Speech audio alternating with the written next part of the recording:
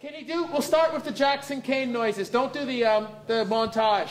Lights, camera, action. Common words heard throughout high school drama departments in the Lower Mainland. At the Inter-A program at Quilton Park Secondary, this is no exception.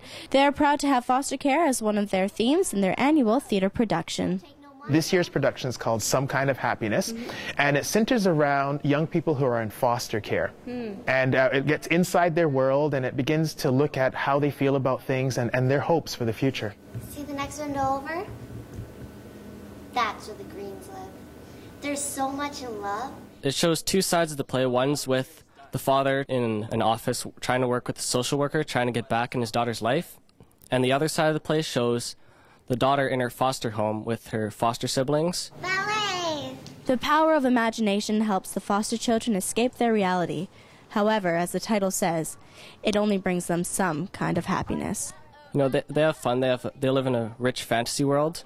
But you can tell it's not kind of the same relationship that she'd have with the real family. And their kids are never, ever allowed to play with matches. And there are no candles allowed in their house. Ever. Besides taking part in the exciting process of putting on a high school play, the kids are becoming more aware of what's going on in their community.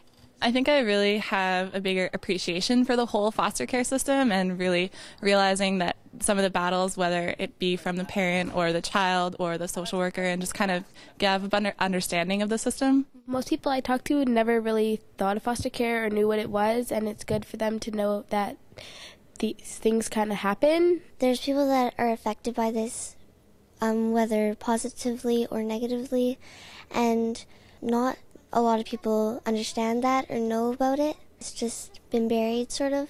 According to recent statistics, there are 9,000 BC children currently in foster care with the Ministry of Children and Family Development, information that cannot be ignored. I knew a lot of kids in my elementary school who were foster children, and they had foster parents, and I never really took it so seriously.